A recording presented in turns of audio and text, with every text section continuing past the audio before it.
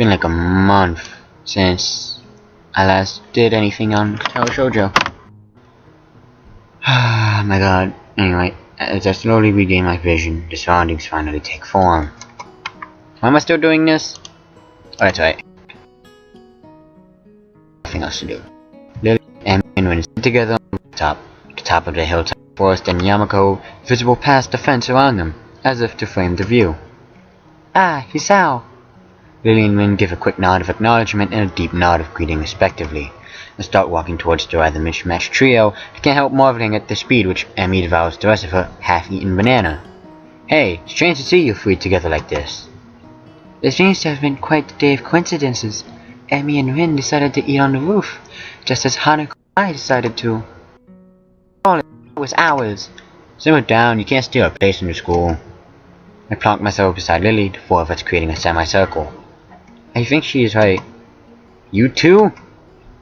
The butterfly is her accomplice. The butter? She glanced around. Sure enough, a small yellow butterfly floats across my field of vision. So tell me, how did this... What?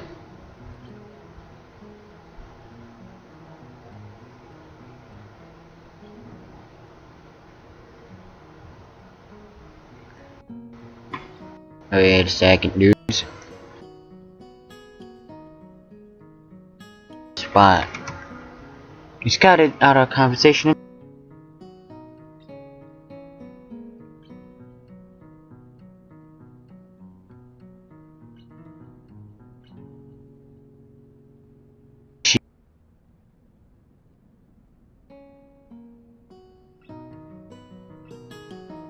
But I change Vincent. Look like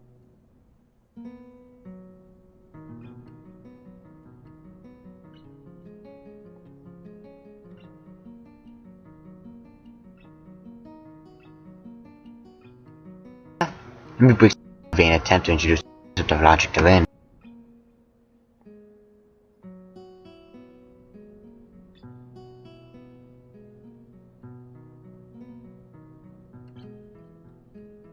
Now, can you that's the word more versus everyone's attention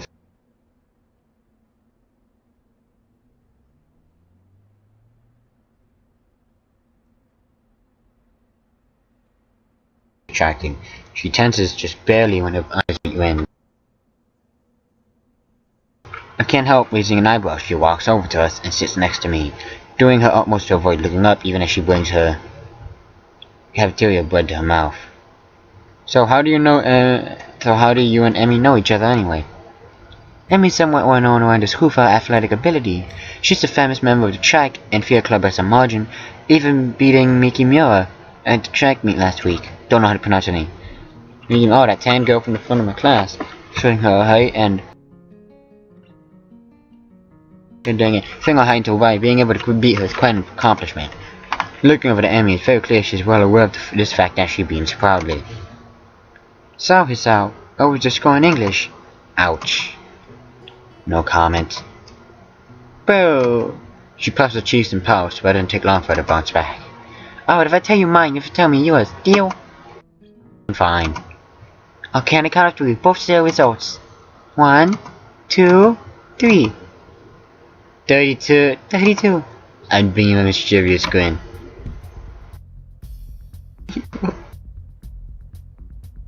But the fact you mentioned even lower score than me is kind of amazing.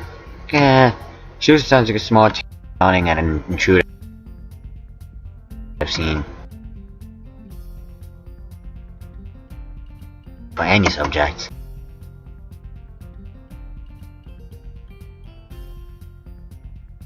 It would be my pleasure to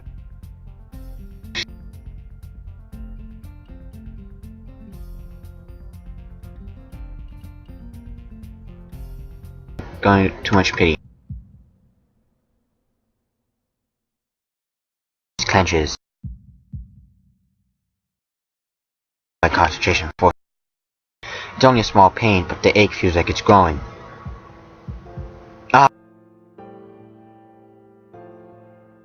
Cold iron, no. No cold iron. It's been a while since we listened to anything. Let's listen.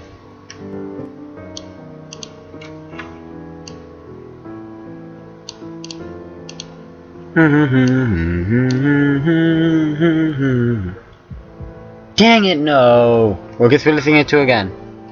Oh, wait a second.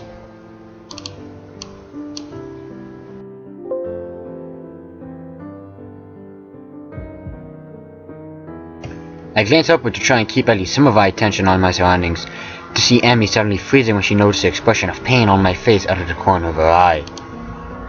Hey, Hisao, are you okay? Yeah, I'm fine. Oh my god.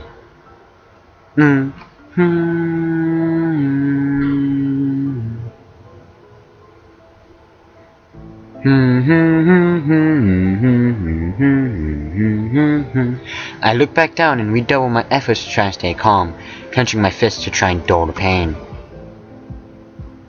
It takes a short time, but the pain, thankfully, begins to fade. When I look back up, there's only silence and pensive faces to be seen. I guess I'd better explain myself. Arrhythmia. I'm fine. It's just a heart flutter. Are you sure? Should we get the nurse? Taking a cue, Hanako quickly picks herself up and begins to gesture the door. Hanako, stop! Lily, I'm fine. You look like a wet of tomatoes. Huh? Through my head and my forehead, I can feel the breeze of sweat gathered on it and dabs them off from my cuff. Thank you.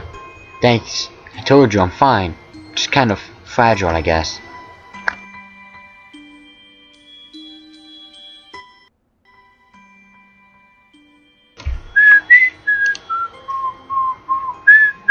The atmosphere changed from one of gaiety to downcast faces, the situation being too awkward for anyone to know exactly how to react. And of course the whole thing is thanks to me. Just had to happen now around others. Oh, Emmy? She looks up a box of juice halfway to her mouth. I haven't told you of my score yet, have I? Yeah, well, you're half foreign, so your score doesn't count anyway. Lifting an eyebrow inquisitively turned to Lily. What was your test result anyway? She gives a cheeky grin. 100%. That'd be me. No way, all I can do is Certain those sets are insane, even for some native speakers. I can only imagine she's gone and done something like putting them to mind part of the dictionary. A gift for...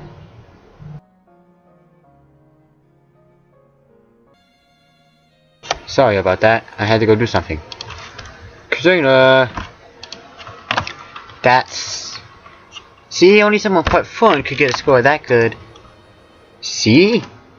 Lily and I grin at Emmy's expense, her reaction identical to mine when I first tripped on that little landmine. Lily's foreign ancestry just raised a point though. Ah, that's right, you leave tomorrow for Scotland, don't you? That's correct. Emmy heard some rumors about it. It seems word spreading quickly, considering I only told a friend in my class a couple of days ago.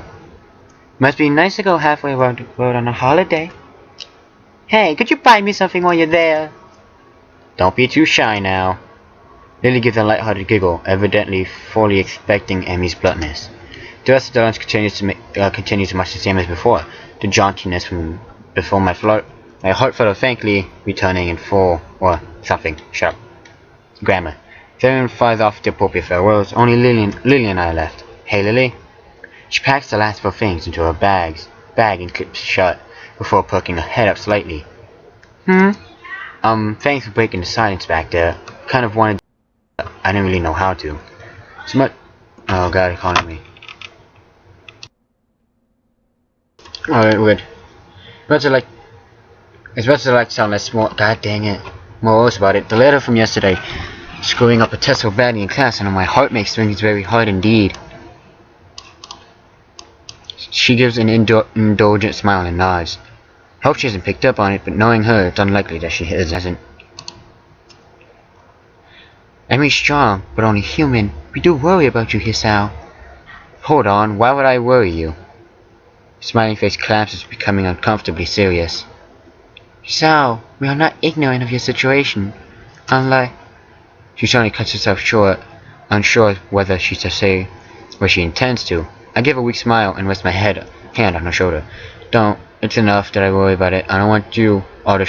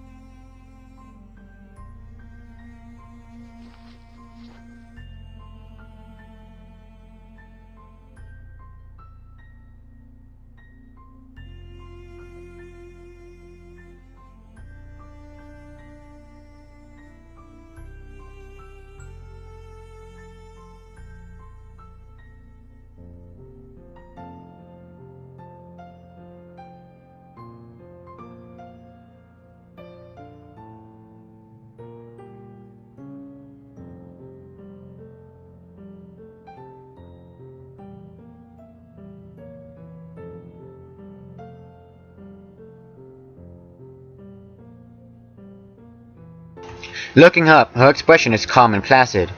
The fact her face is pointed well above the sheet in front of her makes the sight of her work all the more. Her shoulders slump a bit after finishing one fold. Her work apparently done. It's only when she holds the item up in her hand that I realize what it is.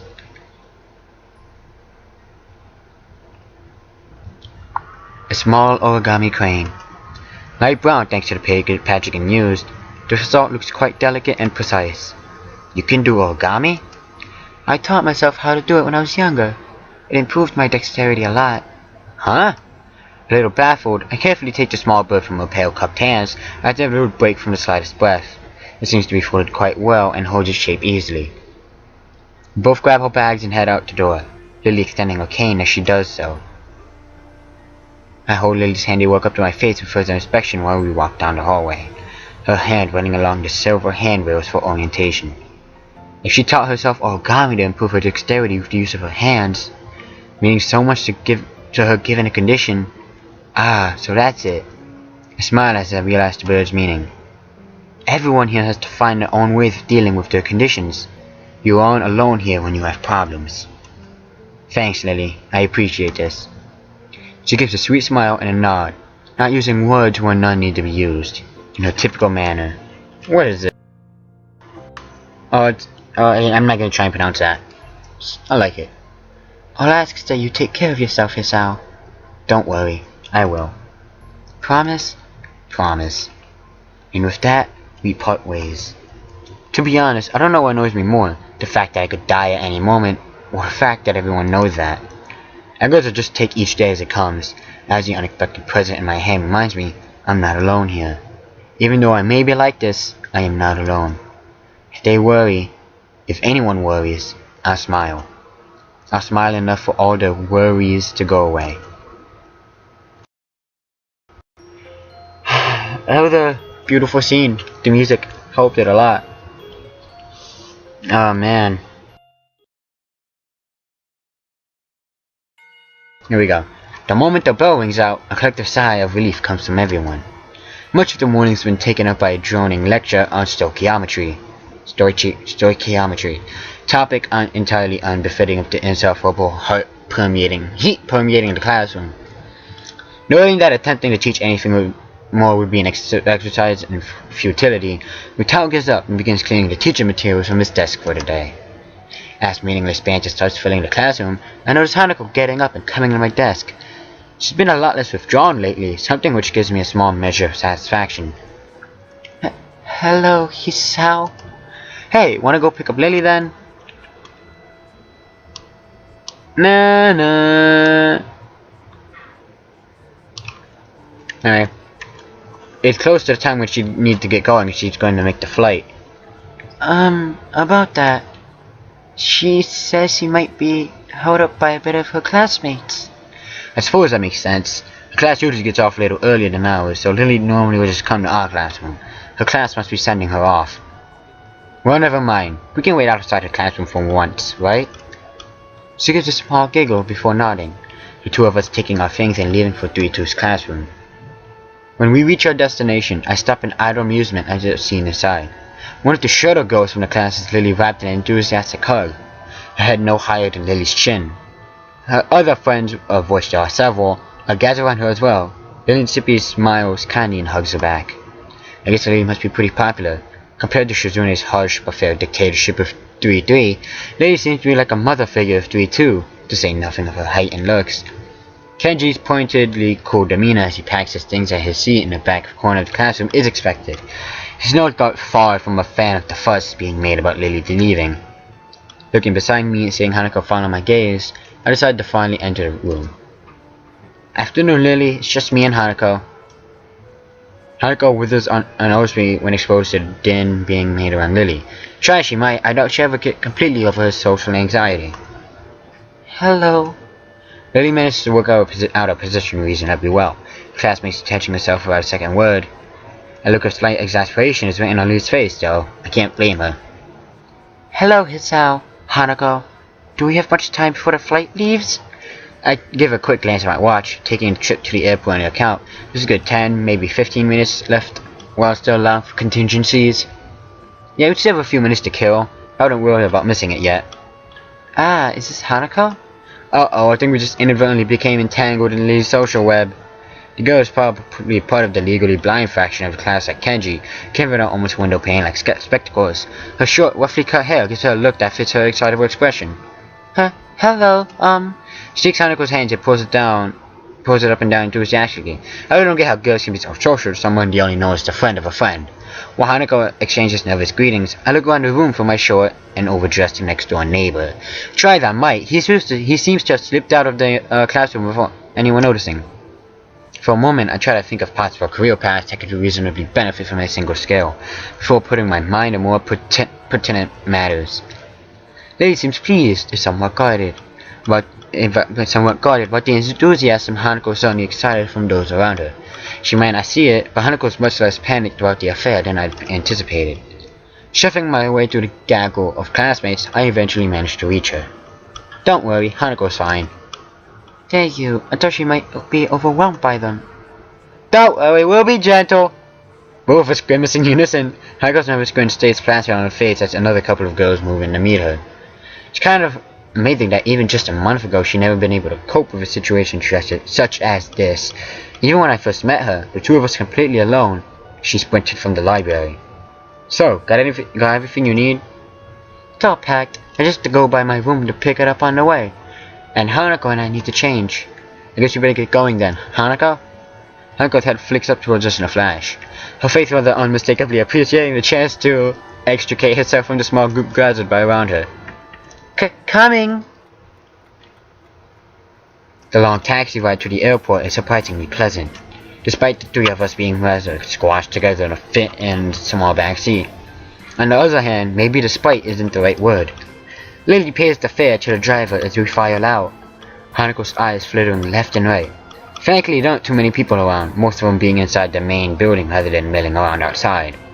It isn't hard to spot Akira and Hideaki leaning against the fence while talking to pass the time. A large black travel bag, complete with wheels and travel handle, leans against the fence alongside them. Hideaki is the first to notice us, pointing out to Akira, who gives an over-enthusiastic wave. Hey! I grab Lily's travel bag for her as we go to meet the two, earning a nod of appreciation. I've got all my stuff here. You got yours? Plane ticket as well? Don't worry, I have everything. You? Yep, all ready to go. That will have some powders along the way, I might add. The snide remark has his head roughly dragged on by a firmly clamped on hand. Ha, yeah, I kinda sort of forgot it was in my trousers pocket. Trousers that I put in the wash. Oh no. Don't worry. Did you know you can print out tickets if you order online nowadays? It's really cool. Hideaki's pained expression shows that this was a solution found quickly. Could have been worse, I guess. You better start off then. Chicken should be ready by now. Yeah, you're right. There's a certain amount of wistfulness in both their voices. To say nothing of the people left behind, meeting their family again after all these years would be big for them. Lily? Hanako wraps Lily in a gentle hug to say goodbye. One which is warmly reciprocated. Lily and I share a brief hug afterward, each of us saying our goodbyes. Besides us, Akira and Hideaki break off from a small hug, and a word or two between them. It would probably look quite nice if not for the almost comical height difference between the two. Well, that's the end of this episode. I'm gonna stop it here.